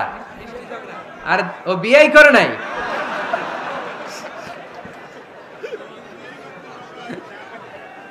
ঝগড়া তো হবেই, দাম্পত্য জীবনের মজাটাই তো এখানে। কখনো ঝগড়া, কখনো আনন্দ, একটু বৃষ্টি, একটু রোদ, একটু হাসি, একটু কান্না, ভালো লাগা, ভালোবাসা শেয়ার করে নেয়া, মিলেমিশে একাকার হয়ে যাওয়া, ঠিক কিনা? তো আল্লাহর হাবিব সাল্লাল্লাহু আলাইহি ওয়াসাল্লামের সাথে আম্মাজান আয়েশার ঝগড়া হতো। তো একদিন ঝগড়া হয়ে দুইজন রেগে আছে। খবরদার, দুইজন রেগে থাকবেন না আবার। একজন রাগলে আরেকজন থেমে যাবেন, কারণ এই ছোট্ট ঝগড়া থেকে এটা অনেক সময় বিচ্ছেদের দিকে গড়ায়। আমার প্রিয় ফরিদপুরবাসী, ভাবি রেগে গেলে আপনি রাইগেন না, ওই দিন আপনি একটু ঠান্ডা থাকেন। আবার আপনি রেগে গেলে, আমার মাইকের আওয়াজ যদি ভাবিরা শুনেন, আপনারা রেগে যায় না, একটু ঠান্ডা থাকবেন। দুইজনে রেগে গেলে তো তৃতীয় বিশ্বযুদ্ধ শুরু হবে, তাই না? একজন রেগে গেলে আরেকজন ঠান্ডা, কারণ এই সামান্য ঝগড়া থেকে ইগোর কারণে এটা বিচ্ছেদ আর ডিভোর্স পর্যন্ত গড়ায়। আর শয়তান এখানে উস্কানি দেয়, কারণ ইমানদারদের ফ্যামিলি ভাঙতে পারলে শয়তান সবচেয়ে বড় খুশি হয়। আর ইমানদারদের ফ্যামিলি টিকে থাকলে খুশি হয়ে যায় কে? আম্মাজান আয়েশা রাদিয়াল্লাহু তাআলা আনহার সাথে বিষ্ণু ইসা ইসলামের ঝগড়া হতো মাঝে মাঝে। একবার ঝগড়া হলো, বিষ্ণু ইসা ইসলামও রাগ, আম্মা জান আয়েশাও রাগ। তো বিষ্ণু বললেন, আয়েশা ঝগড়া করে আর কতক্ষণ থাকবো, আসো মিটমাট করি। আয়েশা রাদিয়াল্লাহু বললেন, ঠিক আছে মিটমাট করব। তো বিষ্ণু ইসা ইসলাম বললেন, মিটমাটের জন্য কারে ডাকবো? ওমর রে ডাকি। কয় না, ওমর রে না, ওমর গালিজ, ওমর অনেক রাগে, আমার ডর লাগে। কয় তাহলে তোমার আব্বারে ডাকি। কয় ডাকেন। কি খুশি, মেয়েদের মধ্যে অভ্যাসটা আছে না নাই? তাহলে তোমার আব্বারে ডাকি, ডাকেন। ডেকে নিয়ে আসা হলো। আবু বকর রাদিয়াল্লাহু তাআলা আনহু দাঁড়ালেন, আম্মা জান আয়েশা দাঁড়ালেন, বিশ্বনবীও দাঁড়ালেন। বিশ্বনবী বললেন, আয়েশা তোমার আব্বা আসছে, এবার ঘটনা খুলে বলার পালা, তুমি বলবা নাকি আমি বলবো? আম্মা জান আয়েশা বললেন, আপনি বলেন, তবে ওয়ালা তাকুল ইল্লা হাক্কান, যেটা ঘটছে ওইটাই বললেন, মিথ্যা কথা কইেন না। আবু বকর রাদিয়াল্লাহু তাআলা আনহু রেগে মেগে আগুন, কি এই কথা তুমি কেমন করে বলো? বিশ্বনবীকে মিথ্যা কথা কখনো বলবে? রেগে মেগে দিলেন মেয়ের গালে এক চড়। বানিয়ে বলতেছি না, মুসনাদ আহমদ ইবনে হাম্বলের হাদিস। বাবার হাতের থাপ্পড়কে আম্মা জান আয়েশা উল্টে বললেন। সাইয়েদনা আবু বকর রাগে গড়গড় করছেন, আবার মারার জন্য তেড়ে গেলেন। এবার বাঁচার জন্য আম্মা জান আয়েশা বিশ্বনবীর পিছনে যে আশ্রয় নিলেন, বিশ্বনবী বাঁচানোর জন্য দুই হাত মেলে দাঁড়িয়ে গেলেন। পড়েন সুবহানাল্লাহ। বিশ্বনবী যখন দুই হাত মেলে দাঁড়িয়ে গেলেন, সাইয়েদনা আবু বকর রাদিয়াল্লাহু আনহু থেমে গেলেন। সাইয়েদনা আবু বকর রাদিয়াল্লাহু তাআলা আনহু ঘর থেকে বের হয়ে বারান্দায় দাঁড়ালেন। পড়েন সুবহানাল্লাহ। এবার বিশ্বনবী আম্মা জান আয়েশার কাছে যেয়ে বলেন, ইয়া আয়েশা কাইফা রাআইতিনি আনকাসতুকি মিনার রাজুল, দেখছো কেমনে বাঁচাইলাম? আমি না থাকলে ভর্তা বানাই ফেলতো আজকে। আমি বাঁচাইছি তোমারে, আমি, আমার লগে ঝগড়া করো তুমি। লজ্জায় পড়ে আম্মা জান আয়েশা খিলখিল করে হেসে দিলেন, বিশ্বনবীও হেসে দিলেন। দুইজনের হাসির মধুর আওয়াজ শুনে সাইয়েদনা আবু বকর বাইরে থেকে অবাক, কিরে এতক্ষণ না ঝড় তুফান, এখন দেখি হাসি। সালাম দিয়ে অনুমতি নিয়ে ভিতরে ঢুকলেন। ঢুকে দেখেন আম্মা জান আয়েশাও হাসে, বিশ্বনবীও হাসে। এ হাসি দেখে আবু বকর রাদিয়াল্লাহু আনহু হেসে দিলেন। আরশের উপর থেকে খুশি হয়ে গেলেন কে? এবার সাইয়েদনা আবু বকর রাদিয়াল্লাহু তাআলা আনহু বললেন, ইয়া রাসূলুল্লাহ আশরিকানি ফি সিলমিকুমা কামা আশরাকতুমানি ফি হারবিকুমা। ও নবী, যুদ্ধ লাগলে, দুইজন যুদ্ধ লাগলে মীমাংসার জন্য যেমনি আমারে ডাকেন, এরকম হাসি আর আনন্দের মুহূর্তেও আমারে একটু ডাকেন। আশরিকানি ফি সিলমিকুমা কামা আশরাকতুমানি ফি হারবিকুমা। নবী, আপনাদের মধ্যে ঝগড়া লাগলে সন্ধি করার জন্য আমারে যেমনি ডাকেন, আপনাদের হাসি খুশি আনন্দ খুনসুটি এই মজাদার মুহূর্তগুলোতে আমারে বঞ্চিত রাখেন না, আমার একটু ডাকেন। সুবহানাল্লাহ পড়েন। এই মুসনাদ আহমদ ইবনে হাম্বলের হাদিস শোনার উদ্দেশ্য হচ্ছে, বিশ্বনবী প্রথমে ওমরে ফারুকের নাম বলেছিলেন। সাইয়েদনা আয়েশা বলে, না আমি ডরাই। হাইবাত, দিস ইজ কল্ড হাইবাত ওমর। একবার বিশ্বনবীর সব বিবিরা ধরলেন, ও নবী আমাদেরকে এটা দেন, ওইটা দেন, ঘরে এটা নাই, ওইটা নাই, ওইটা নাই। বিশ্বনবীকে, আমার কাছে কিচ্ছু নাই, যদি এমনি আমার বউ হয়ে থাকতে চাও থাকো, তাহলে যা, তা না হলে যা লাগবে কিনে দেব, সাথে সাথে তালাকও দিয়ে দিব। কিছু দিতে পারবো না, আমার নাই তো, সামর্থ্য নাই। কিন্তু বিবিরাও ছাড়া না, এটা দেন ওইটা দেন। বিশ্বনবী রহমতের নবী, বিবিদেরকে বুঝাতেও পারেন না। বিবিরা আবদার করতেছে, নবী এটা লাগবে, ওইটা লাগবে। ইন দ্য মিন টাইম বিশ্বনবী একজনের সালাম শুনতে পেলেন। কে যেন দরজায় দাঁড়িয়ে বলতেছে, আসসালামু আলাইকুম। বিশ্বনবী দরজার দিকে তাকালেন, তাকিয়ে বললেন, ওয়া আলাইকুমুস সালাম। আর বুঝতে পারলেন এটা আমার ওমরের সালাম। সালাম দেওয়ার পরে বিবিদের দিকে তাকায় দেখে একজন বিবিও নাই, সব অন্দর মহলের ভিতরে দৌড়। সুবহানাল্লাহ পড়তে পারলেন না? This is our super hero Omar. এরকম ওমর একটা লাগবে, চিল্লায় বলেন কয়টা? একটা ওমর গোটা বিশ্বকে সোজা করে দিবে। একটা ওমর সবল আর দুর্বলের সব পার্থক্য দূর করে দিবে। মাজলুমের উপর জালিমের অত্যাচারের অবসান ঘটায় দিবে। গোটা বিশ্বটাকে সাম্য, মৈত্রী, ভালোবাসার ইনসাফ দিয়ে পরিপূর্ণ করে দিবে। সেই ওমরের অপেক্ষায় আমরা। নিজের ছেলেকে 80টা বেত মেরেছেন। কয়টা? 80টা বেত মেরেছে। এই ব্যাপারে অনেকগুলো বর্ণনা পাওয়া যায়। সবচেয়ে সহিহ বর্ণনা হচ্ছে মুয়াত্তা ইমাম মালিকের বর্ণনা। ওমরে ফারুক রাদিয়াল্লাহু তাআলা আনহুর ছেলে আব্দুর রহমান মারুফুন বিআবি শাহমা ছিলেন মিশরে। ওখানে নাবিজ খেয়েছিলেন। নাবিজ হচ্ছে আরব দেশের লোকেরা দুধের মধ্যে শক্ত খুরমা রাত্রেবেলা ঢেলে দিত। ঢেলে দিলে সারা রাত ওই খুরমার রসটা দুধের সাথে মিশে দুধটা লাল হয়ে যেত। এটারে সকালবেলা খেত, খুব সুস্বাদু। এটাকে বলে নাবিজ। কিন্তু এটা রাতে ভিজাইলে সকালেই খাইতে হয়, রেখে দিলে আবার একটু সমস্যা হয়। এটা অনেকটা তারির মতো হয়ে যায়, মাতলামি চলে আসে। তো ওমরে ফারুকের ছেলে নাবিজ খেয়েছেন, মদ খাননি, নাবিজ, কিন্তু নাবিজ খাওয়াতে সাকরান চলে এসেছে। সাকরান চলে আসাতে এটা যখন প্রমাণিত হয়েছে, আমর ইবনুল আস রাদিয়াল্লাহু তাআলা আনহু নাকে 80 বেত মেরেছেন মিশরে। কয় বেত? নিয়ম হচ্ছে সবার সামনে, কিন্তু সবার সামনে না মেরে একটু গোপনে মেরেছে। এই তথ্য যখন ওমরে ফারুকের কাছে এসেছে, উনি বললেন না, মারতে হবে সবার সামনে, আলাদা মারলা কেন? ও মদিনায় ফিরে আসলে আমি আবার 80টা মারব।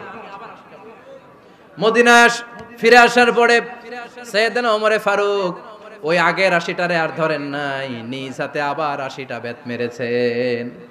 এই বেত মারার 1 মাস পরে এই আবু শাহমা ইন্তেকাল করেছে। অনেক ঐতিহাসিক বলে এই বেতের আঘাতে মরেছে, কেউ কেউ বলেছে নিজের রোগের কারণে মরেছে। কিন্তু দিস ইজ দ্য ইনসাফ সিস্টেম অফ উমর। নিজের ছেলে বলে ছেড়ে দেয় নাই। এখন নিজের ছেলে হইলে 7 খুন মাফ, নেতার ছেলে হইলে 10 খুন মাফ, এলাকার মোড়লের ছেলে হইলে 10 খুন মাফ। নো পার্শিয়ালিটি ইন ইসলাম। ইসলামে পার্শিয়ালিটি নাই। আপনি নেতার ছেলে হন, আপনি বিজনেস ম্যাগনেটের ছেলে হন, আপনি যেই হন না কেন, ইসলামের দৃষ্টিতে সবাই সমান। চিল্লায় বলেন ঠিক কিনা? বানু মখজুমিয়া গোত্রের এক নারী চুরিতে ধরা পড়ল। সাহাবারা বললেন, নবী, মদিনার সবচেয়ে ভেরি প্রেস্টিজিয়াস এন্ড ডিগনিফাইড ফ্যামিলির মেয়ে, আপনি হাত কাটেন না, কারণ ইসলামের নিয়ম চুরি করলে কি কেটে দাও। বিশ্বনবী বললেন, বলো কি? হাত না কাটার জন্য তোমরা আমাকে রেকমেন্ড করছো? এটা আল্লাহর আইন, পৃথিবীর কেউ রেকমেন্ড করলো শোনার ক্ষমতা আমার নাই, কারণ আইনটা দিয়েছে কে? আল্লাহ। লাউ কানাত ফাতিমাতু বিনতি মুহাম্মাদিন সারাকাত লাকাতা মুহাম্মাদুন ইয়াদাহা। আরে বনু মাকসুমিয়া মেয়ে তো দূরের কথা, আমার কলিজার টুকরা ফাতেমাও যদি আজ চুরিতে ধরা পড়তো, তার হাত কেটে দিতে আমি 1 মিনিটও দেরি করতাম না। দিস ইজ ইসলাম। এই হচ্ছে ওমরে ফারুকের মানাকিব। এরকম ওমরে ফারুক কয়টা লাগবে? আওয়াজ করে বলতে হবে, কয়টা লাগবে? একটা লাগবে। এই সাইয়েদনা ওমরে ফারুক মদিনার প্রথম চিফ জাস্টিস ছিলেন। সর্বপ্রথম উনার পরামর্শে সাইয়েদনা আবু বকর রাদিয়াল্লাহু তাআলা আনহু কোরআনকে সংকলন করেছেন। আমরা এই যে কোরআন পড়ি 30 পারা, এমদাদিয়া লাইব্রেরির 114টা সূরা, কত সুন্দর সন্নিবেশ করা হয়েছে, এখানে সাজানো হয়েছে। আল্লাহর হাবিব সাল্লাল্লাহু আলাইহি ওয়াসাল্লামের সময় কি এরকম কোরআন ছিল নাকি? ছিল না। খেজুর পাতার মধ্যে, গাছের বাকলের মধ্যে, ওটের বড় হাড্ডির মধ্যে আর পাথরের মধ্যে খোদাই করা কোরআন ছিল। সাইয়েদনা আবু বকরের সময় রাদিয়াল্লাহু তাআলা আনহুর সময় যুদ্ধ হলো, 70 জন হাফেজ সাহাবী ইন্তেকাল করলেন। সাইয়েদনা আবু বকর রাদিয়াল্লাহু তাআলা আনহুকে ডেকে ওমরে ফারুক বললেন, ও আবু বকর, এইভাবে হাফেজে কোরআন সাহাবীরা যদি দুনিয়া থেকে বিদায় হয়ে যায়, আল্লাহর কোরআনও তো বিদায় হয়ে যাবে। আমার পরামর্শ হলো আপনি সব বয়োজ্যেষ্ঠ সাহাবীদেরকে একসাথে করে কোরআনের সব কাগজগুলোকে একসাথে করে একটা নির্ধারিত কপির মধ্যে কোরআনকে সংকলন করে ফেলেন। সাইয়েদনা আবু বকর বললেন, যেটা আমার নবী করেন এটা আমি কেমনে করি? কিন্তু ওমরে ফারুক নাছরবান্দা বলে না, এটা করলে কোনো খারাপ হবে না, ভালোই হবে। মুসলিম উম্মার জন্য এক জায়গায় কোরআন সন্নিবেশিত থাকবে, আপনি করেন। সাইয়েদনা আবু বকর রাজি হয় না, ওমরে ফারুকও ছাড়ে না। ওমরে ফারুক বলতে বলতে বলতে বলতে এমন ভাবে সাইয়েদনা আবু বকর রাদিয়াল্লাহু তাআলা আনহুকে ধরলেন, সব শেষে সাইয়েদনা আবু বকর ওমরে ফারুকের কথায় কোরআন সংকলনে রাজি হয়ে গেলেন। পড়েন সুবহানাল্লাহ। উনি বললেন, ওমর যখন আমাকে বারবার বুঝাতে লাগলো, আল্লাহ তাআলা আমার হৃদয়টা ওমরের কথা শোনার জন্য খুলে দিলেন। আল্লাহ তাআলা কেমন যেন আমাকে ইলহাম করলেন, আবু বকর করো, এই কাজের মধ্য দিয়ে আমি আমার কোরআনকে গোটা বিশ্বে জীবিত রেখে দেব। This is Umar. এই যে আমরা হিজরি সনের যে আমরা গণনা করি, এই হিজরি সনের প্রবর্তক হচ্ছে সাইয়েদনা ওমরে ফারুক। সুবহানাল্লাহ নাই? আপনাদের মনোযোগ আছে না গেছে? কই ঘুমায় গেলেন মনে হয়? তাকবীর দেন তো একজন আওয়াজ করে।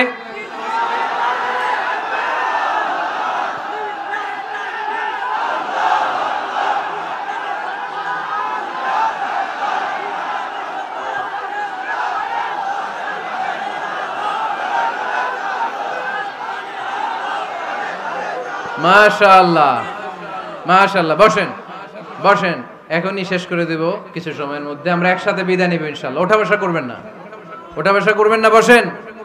সাইয়েদনা ওমরে ফারুক এই হিজরি সনের গণনা শুরু করেছেন। সাহাবারা বলল, আমিরুল মুমিনিন, খ্রিস্টানদের ঈসাই সন আছে, আমাদের মুসলমানদের কোনো সন নাই। আমাদের একটা সন থাকলে আমাদের জিজিয়া নিতে, আমাদের জাকাতের টাকা উত্তোলন করতে অনেক সুবিধা হবে। ওমর ফারুক বললেন, তাহলে কোন সালকে হিজরি, কোন সালকে মুসলিম সাল হিসেবে আমরা ঘোষণা দিতে পারি? একজন বলল, আমার নবী যেই সালে জন্মগ্রহণ করেছেন ওই সালে। ওমর ফারুক বললেন, না, আমার নবীর জন্ম আমাদের জন্য খুশির দিন, কিন্তু এটা আমাদের জন্য প্রেরণা নয়। প্রেরণা নবীর কাজে, ঠিক কিনা? আরো কিছু সাহাবারা বলল, তাহলে যেই সালে আমার নবী ইন্তেকাল করেছে ওইটারে প্রথম সাল ধরেন। ওমর ফারুক বললেন, না, যেদিন তিনি ইন্তেকাল করেছেন এটা আমাদের দুঃখের দিন, এটা আমাদের প্রেরণা নয়। আমাদের প্রেরণা হচ্ছে বিশ্বনবীর ত্যাগ, তিতিক্ষা আর কাজের মধ্য দিয়ে। জোরে কোন ঠিক কিনা? ওমর ফারুক বললেন, যেদিন বিশ্বনবী ইসলাম রক্ষায় নিজের মাতৃভূমি ছেড়ে মক্কা থেকে মদিনায় গিয়েছেন ওই দিনটাকে হিজরি প্রথম দিন ধরে আমরা হিজরি সাল গণনা করে শুরু করে দেব। ওইটাই হচ্ছে হিজরি সন।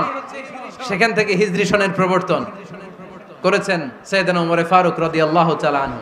এই যে স্টেট গভর্নমেন্ট, এই যে প্রিজন, জেলখানা, ক্যান্টনমেন্ট, সচিবালয়, গণভবন, বঙ্গভবন, মুক্তিযোদ্ধাদের ভাতা, রাষ্ট্রীয় ভাতা, এই সব নিয়ম কানুন সাইয়েদনা ওমর ফারুক তার রাষ্ট্রীয় আমলে তিনি নিজে করেছেন। চিল্লায় পড়েন আল্লাহু আকবার।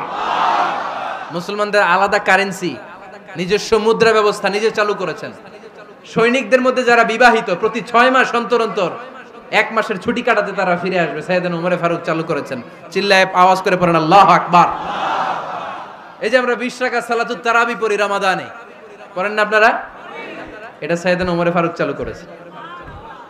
সুবহানাল্লাহ পড়তে পারলেন না? কোরআনে মোট 22টা আয়াত আছে যেখানে সাহাবারা ইনডিসিশনে ভুগছিলেন।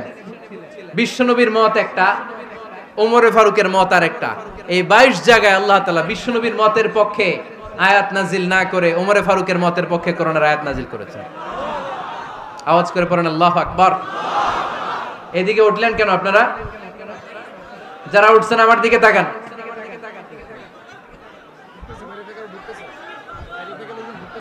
কিছু ভিতরে ঢুকতেছে, কিছু বাইরে দিছে না?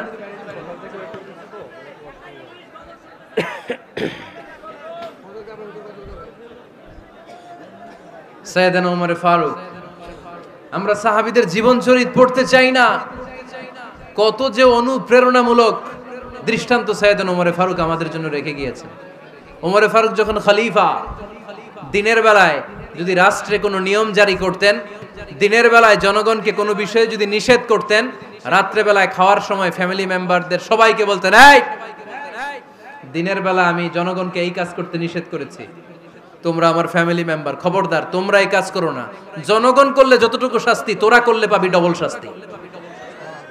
সুবহানাল্লাহ কইবেন না? আমাদের নেতারা ওই বাড়ির বিচার করে, ওই বাড়ির মাইয়ার বিচার, ওই বাড়ির পোলার বিচার, নিজের পোলা গাঞ্জা টানে, আছে না নাই? নিজের মেয়ে অপরাধ করে, আছে না নাই? কি নেতা ছিলেন ওমর ফারুক! আগে নিজের ঘর সামলিয়েছেন, আগে নিজেকে সামলিয়েছেন, নিজের ঘর ঠিক করেছেন। বলেছেন জনগণ করলে যত বেদ, তোরা করলে double Veda. This is call leader, ঠিক কি না? এক বাবা এসে বললেন, ওমর ফারুক আমার ছেলে কথা শোনে না, বেয়াদব। ওমর ফারুক ছেলেরে ডাকলেন, বাবা তুমি তোমার আব্বাজানের কথা শোনো না, এটা তো কবিরা গুনাহ। ছেলে বলে, ওমর ফারুক সব দায় দায়িত্ব আল্লাহ ছেলে মেয়েদেরকে দিয়েছে, বাবা মাকে কোনো দায়িত্ব দেয় নাই। ওমর ফারুক বললেন, অবশ্যই দায়িত্ব দিয়েছে। তাহলে বলেন আমার বাবার দায়িত্ব কি? উনি বললেন, প্রাইমারিলি প্রথমত 3 দায়িত্ব। আইয়ান তাকিয়া উম্মা, পৃথিবীর প্রতিটি বাবার উচিত ছেলেদের মেয়েদের জন্য ভালো মায়ের ব্যবস্থা করা।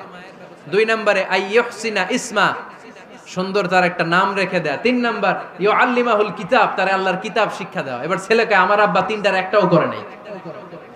এবার ওমর ফারুক রেগে গেলেন, বাবার কাঁধে ধরলেন, বললেন তুই ছেলের জন্য বিচার নিয়ে আসলি, তোর 3টা দায়িত্বের একটাও তুই পালন করিস নাই। ছেলে বলে, আমিরুল মুমিনিন, আমার মা নর্তকী, আমার মা মাজুসি, আমার মায়ের মধ্যে কোনো আদব কাদব নাই, সুন্দরী দেখে আমার মারে বাবা বিয়ে করছে, আমার মায়ের কাছ থেকে জীবনে কিছু শিখি নাই। 2 নাম্বার সাম্মানি খানফাসা, আমার বাবা আমার নাম রেখেছে চামচিকা। কি নাম রাখছে? এটা নাম হইলো একটা? এরকম উল্টাপাল্টা নাম আছে না নাই? না, এগুলো রাখবেন না। আব্দুল্লাহ রাখবেন, আব্দুর রহমান রাখবেন। আর একটা কি বলছি আজকে? হুজাইফা রেখে দিয়েন, পারবেন? ওয়ালাম ইউআল্লিমনি হারফাম মিন কিতাবিল্লাহ আমিরুল মুমিনিন, শুধু তাই না, আল্লাহর কোরআনের একটা অক্ষর আমার বাবা কোনোদিন আমারে শিক্ষা দেয় নাই।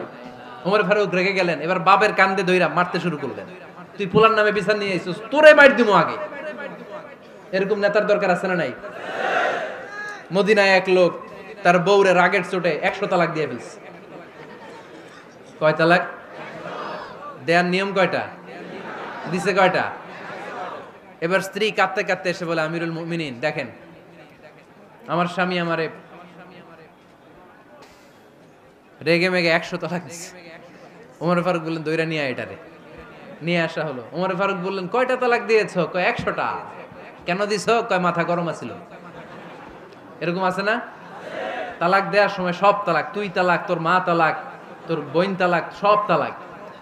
তালাক দিবে ওয়াইফ রে, দিতেছে সবাই রে।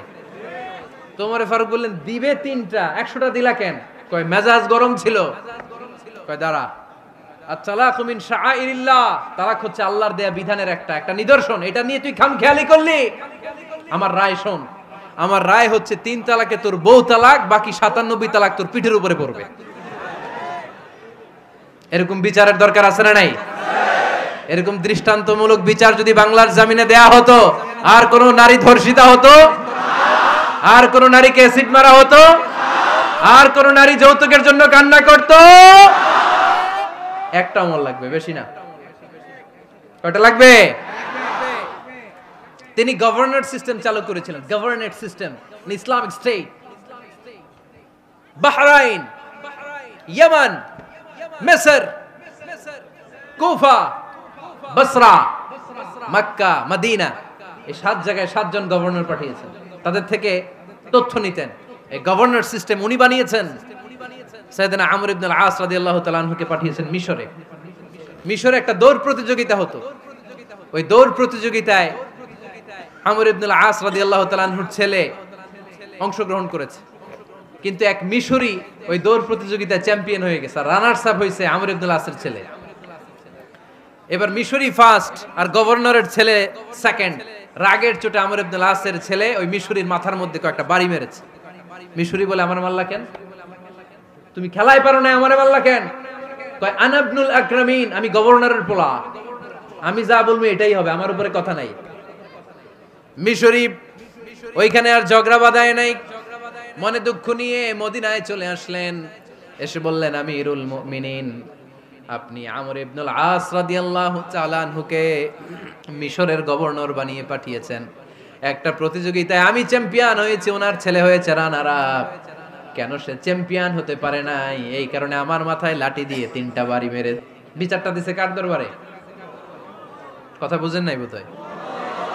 ওমর ফারুকের দরবার। ওমর ফারুক বললেন, তাই আগামী বছরের অমুক তারিখ আমি সব গভর্নরদেরকে ডেকে হিসাব নেই, তো ওই দিন তুই থাকবি, পারবি না? মিশরে বলে, পারবো মানে অবশ্যই পারবো। ওই দিন 7 রাজ্য থেকে 7 গভর্নর হাজির, গভর্নরদের ছেলেরাও হাজির, মিশরীয় হাজির। 7 গভর্নরের কাছ থেকে 7 এলাকার খোঁজ খবর নেয়ার পরে ওমরে ফারুক বললেন, আইন আল মিসরি, মিশরি লোকটা কই, এদিকে আয়। মিশরি সামনে আসার পরে বলল, আমর ইবনুল আস, তুমি মিশরের গভর্নর, তোমার ছেলে সহ তুমি আসো।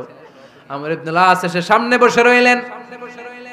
এবার বললেন, ও আমর ইবনুল আসের ছেলে, তুমি নাকি ইবনুল আকরামিন গভর্নরের ছেলে, তুমি যা বলবা মিশরে নাকি তাই হবে, তোমার নাকি অনেক দাপট। নিজে একটা লাঠি এনে মিশরীর হাতে দিয়ে বলল, এবার তোর মাথায় যতটা মারছে তুই ততটা গুনে গুনে মার, আমি দেখবো। আমর ইবনুল আস দেখবে, আমর ইবনুল আসের ছেলেরে তুই এখানে মার। সে বলতেছে, থাক, আপনি বলছেন এতেই যথেষ্ট, মারা লাগবে না, আমি মাফ করে দিলাম। ওমরে ফারুক বলল, খবরদার, মার, মার ওর মাথার মধ্যে। মিশরি ওমরে ফারুকের ধমক শুনে ভয়ে ভয়ে 3টা বাড়ি মারল। এই বাড়ি মারা দেখেও ওমরে ফারুকের হৃদয় ঠান্ডা হয় নাই। লজ্জায় আমর ইবনুল আস, বয়স হয়ে গিয়েছে সাহাবা, মাথা তখন টাক, মাথায় চুল নাই, লজ্জায় মাথাটা হেট হয়ে মাথাটা নিচু করে রেখেছে। এবার রাগের চোটে ওমরে ফারুক বললেন, এবার আমর ইবনুল আসের টাক মাথার মধ্যে একটা মার, মার। কেন ছেলেকে শিক্ষা দিতে পারে নাই? ইয়া আমর ইবনুল আস, মাতা জাআলতুমুন নাস আবিদা, তোমরা কখন মিশরীদেরকে নিজেদের দাস বানায় নিলা? ওয়াকাদ ওয়ালাদাতুম উম্মুহুম আহরারা, আর ওদের মায়েরা তো ওদেরকে স্বাধীন সন্তান হিসেবে প্রসব করেছে। মানুষদের উপর ক্ষমতাগিরি করার জন্য গভর্নর পাঠাই নাই। খবরদার, জনগণ তাদেরকে দেখভাল করার জন্য তোমাদেরকে পাঠানো হয়েছে, তাদের উপর কোনো অত্যাচার করার জন্য নয়। চিল্লায় বলেন ঠিক কিনা? এরকম নেতা কয়টা লাগবে?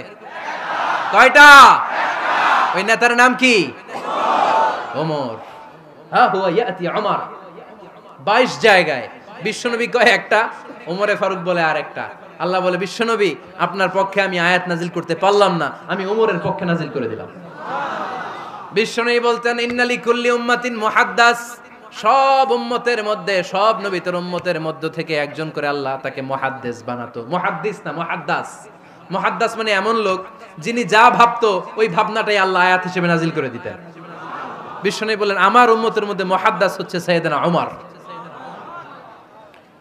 মদিনার সবচেয়ে বড় মুনাফিকের নাম আব্দুল্লাহ ইবনে উবাই ইবনে সালুল।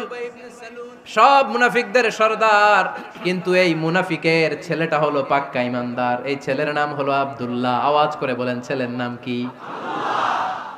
আব্দুল্লাহ ইবনে উবাই ইবনে সালুল। মুনাফিক সরদার যখন ইন্তেকাল করলো, সাইয়েদনা আব্দুল্লাহ রাদিয়াল্লাহু তাআলা আনহু বিশ্বনবীর কাছে এসে চোখের পানি ছেড়ে ডেকে বলে, নবী আপনিও জানেন, আমিও জানি, মদিনার সবাই জানে আমার আব্বা মুনাফিকদের সরদার, কিন্তু আমার মন তো মানে না, আমার তো পিতা, আমার তো বাবা লাগে, আমার তো মন মানে না। আপনিও জানেন মুনাফিক, আমিও জানি মুনাফিক। নবী আপনার দরবারে কিছু আমি চাই না, আপনার গায়ের একটা জামা দেন, আপনার জামাটা পরিয়ে আমার বাবারে দাফন দিব। এর উসিলায় যদি আমার আব্বারে আল্লাহ মাফ করে দেয়, দয়ার নবী মায়ের নবী জামা খুলে দিয়ে দিলেন। পড়েন সুবহানাল্লাহ। আব্দুল্লাহ রাদিয়াল্লাহু তাআলা আবার আবদার চললেন, নবী জানি আমার বাবা মুনাফিক, কিন্তু আমার তো বাবা, আপনার দরবারে ফরিয়াদ, আপনি নিজে যে আমার বাবার জানাজার নামাজের ইমামতি করবেন। দয়ার নবী মায়ার নবী জানাজার নামাজে যেতে চাইলেন। ওমরে ফারুক বললেন, নবী না, খবরদার আপনি উবাই ইবনে সালুলের জানাজায় যাবেন না। বিশ্বনবী জোর করে যেতে চাইলেন। সাইয়েদনা ওমরে ফারুক বিশ্বনবীর জামা পেছন থেকে টেনে ধরলেন। আল্লাহু আকবার।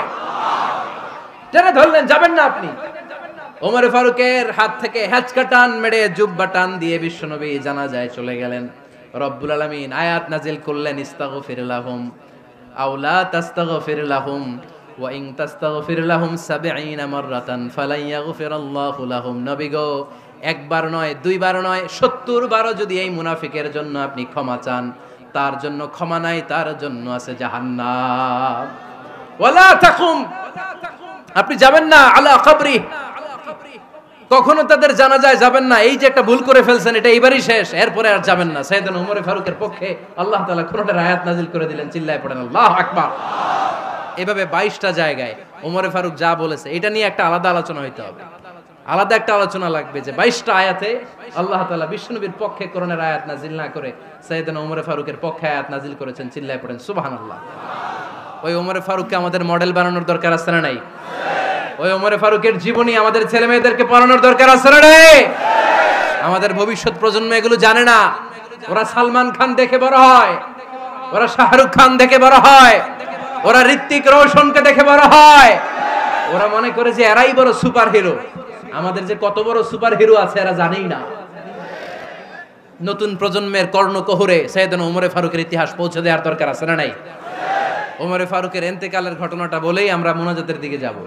শুনবেন? শুনতে চান? উনি স্বপ্নে দেখলেন একটা লাল মোরগ ওনাকে 3টা ঠোকর মেরেছে। কয়টা? উনি জুমার নামাজে, জিলহজ মাসের শেষ সপ্তাহে জুমার নামাজে বললেন যে একটা লাল মোরগ 3টা ঠোকর মেরেছে। মুগীরা ইবনে শুবা রাদিয়াল্লাহু তাআলা আনহুর দাস আবু লুলু আল মাজুসি, এই লোকটা খঞ্জর বানাতে পারতো। মুগীরা রাদিয়াল্লাহু তাআলা আনহুর দাস। মুগীরা প্রতিদিন 4 দিরহাম করে চার্জ করতো, যেহেতু দাস। সে এসে বিচার দিল, আমিরুল মুমিনিন, মুগীরা আমার থেকে বেশি টাকা চায়, জুলুম করে। ওমর ফারুক বললেন, তাই? তুমি কি কাজ জানো? বলে, আমি খঞ্জর বানাতে জানি। বাড়ি কই? পারস্য। আরে তুমি খঞ্জর বানাতে জানলে তো 4 দিরহাম অনেক কম, সে তো আরো বেশি টাকা নেওয়া দরকার ছিল তোমার থেকে। আবু লুলুর এই কথা পছন্দ হয় নাই। সে কয়, ওমর তুমি সবারে দয়া দেখাও আর আমার ক্ষেত্রে কঠিন নিয়ম বানাইলা, দাঁড়াও এই নিয়ম তোমারে আমি দেখাবো। এই রাগে সে বাড়িতে যে একটা খঞ্জর বানালো। কি বানালো? খঞ্জর চিনেন? ছোট্ট ছুরি। কিছুদিন আগে ওমানের সুলতান কাবুস ইন্তেকাল করেছে, জানেন আপনারা? ওনার এই কোমরের মধ্যে খঞ্জর থাকতো, ছবিতে দেখছেন? আরব শায়েখ যারা সুলতান আমির, কোমরে কি থাকে? ছোরা থাকে, খঞ্জর। সে বাসায় যে একটা খঞ্জর বানালো, যেই খঞ্জরের দুই মাথা, লাহু রাসান ওয়া মাকবাদাতুহু ফি ওয়াসাতি, আর ধরার হ্যান্ডেলটা মাঝখানে, এদিকেও ছুরি এদিকেও ছুরি, যাতে এইভাবে মারা যায়। সে ধার দিতে লাগলো আর বলল, ওমর দাঁড়াও, তোমারে আমি দেখাবো। ওমরে ফারুক মসজিদে নববীর ইমাম, ফজরের নামাজের সময় এ আবু লুলু আল মাজুসি বুরনুস পরে, চাদর পরে, লুকিয়ে লুকিয়ে, সে অগ্নি উপাসক, মুমিন নয়। ওমরে ফারুককে অ্যাটাক করার জন্য গেলেন মসজিদে নববীতে। ওয়াকানু ইউসাল্লুনা বিগালাস, তখন ওনারা অন্ধকারে নামাজ পড়তো। নামাজের সময় যখন হলো, লুকিয়ে লুকিয়ে প্রথম কাতারে ওমরে ফারুকের পিছনে মুয়াজ্জিনের পাশেই দাঁড়ালেন, হাতে খঞ্জর। একামত হলো, ওমরে ফারুক সালাত শুরু করলেন, ফজরের সালাত, আল্লাহু আকবার। নামাজ শুরু করলেন, সূরা ফাতিহা বললেন।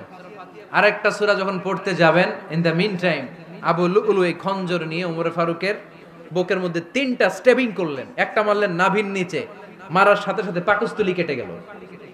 আরেকটা মারলেন পাজরে, পাজর ছিঁড়ে গেল। 3টা মারার পরে ওমরে ফারুক বললেন, কাতালানি আল কালব, এক কুকুর আমাকে মেরে ফেলেছে। পেছন থেকে এক সাহাবীকে টান মেরে সামনের দিকে নিয়ে গেলেন, তুমি নামাজের ইমামতি করাও। আর ওমরে ফারুককে বাকিরা ধরাধরি করে পেছনে নিতে আরম্ভ করলেন। আর এই আত্মাই আক্রমণ যে করেছে, সে কাতারের মাঝখান দিয়ে যেতে আরম্ভ করলো আর দুই দিকে ছুরি মারতে আরম্ভ করলো। 13 জন সাহাবীর গায়ে ছুরি মেরেছে, 7 জন সাহাবা স্পট ডেথ, জায়গায় মৃত্যু। এই ভয়ঙ্কর অবস্থা দেখে এক সাহাবী বুরনুস, এক ধরনের জুব্বা আছে মাথাওয়ালা, অনেকে জ্যাকেট পরছেন না এরকম মাথাওয়ালা, লম্বা জুব্বা আছে, আরবরা শীতে পরে মাথাওয়ালা, এই মাথাওয়ালা জুব্বা বের করে এক সাহাবী জালের মতো তার দিকে উড়ায় মারল। ওই বুরনুসের মধ্যে পেঁচিয়ে আবু লুলু মাটিতে পড়ে গেল আর সুইসাইড করে ফেললো, নিজের বুকে নিজে মেরে আত্মহত্যা। যেই সাহাবীকে ইমামতির জন্য দাঁড় করালেন, উনি ছোট্ট সূরা দিয়ে, প্রথম রাকাতে সূরা আল কাউসার, দ্বিতীয় রাকাতে সূরাতুল ইখলাস দিয়ে নামাজ শেষ। ওমরে ফারুক বেহুশ। ওমরে ফারুক কি? হ্যাঁ, বেহুশ। সবাই কান্নাকাটি করতেছে, সবাই দেখতে গেলেন, এখন হুঁশ ফিরে না। মুখের মধ্যে, মুখ খুলে রাষ্ট্রের চিকিৎসক মুখের মধ্যে দুধ দিলেন, ওই নাভি দিয়ে দুধ বের হয়ে যায়, পাকস্থলী কেটে ওখান দিয়ে দুধ বের হয়ে যাচ্ছে। তারা বললো, ওনারে বাঁচানো সম্ভব না, দেখেন হুঁশ ফিরে কিনা। হুঁশ ফিরলে ওনার পরে কে আমির হবে, উনি যেন প্যানেল ঠিক করে দিয়ে যায়। সবাই তাকিয়েছে ওমরে ফারুকের চোখের দিকে। আল্লাহর মেহেরবানিতে ঘন্টা খানিক পরে উনি চোখ খুললেন। চোখ খোলার পরেই বলেন নাই, ও মা আমি মরে যাই। চোখ খোলার পরে উনি বলেন নাই, কে মারলো আমারে। চোখ খোলার পরে উনি বলেন নাই, আমার পরে নেতা কে হবে। চোখ খোলার পরে সর্বপ্রথম কথাটি ছিল, আসল্লান নাস, আমার নেতৃত্বে যে ফজরের নামাজটা শুরু হয়েছিল, এটাকে ঠিকমতো তোরা পড়েছিলি? আমার নেতৃত্বে যে ফজরের জামাত শুরু হয়েছিল, সেটা ঠিকঠাক মতো সমাপ্ত হয়েছিল কিনা আগে বল।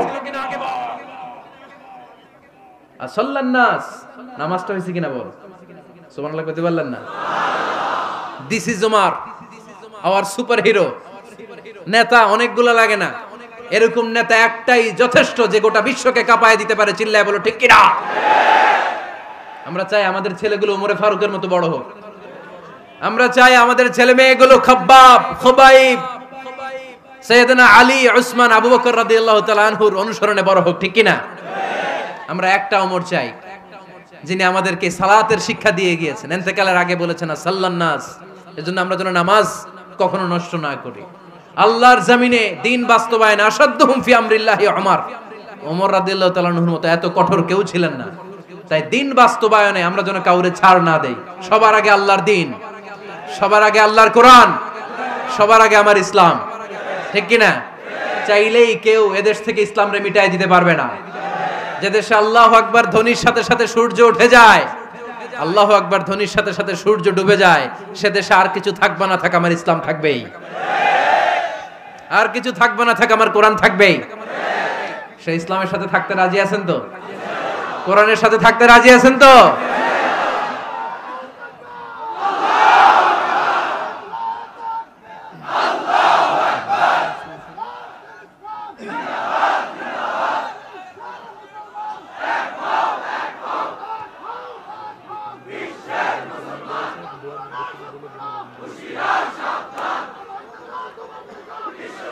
আল্লাহ আমাদের সবাইকে কবুল আর মঞ্জুর করে নেক, আমরা পড়ি আমিন।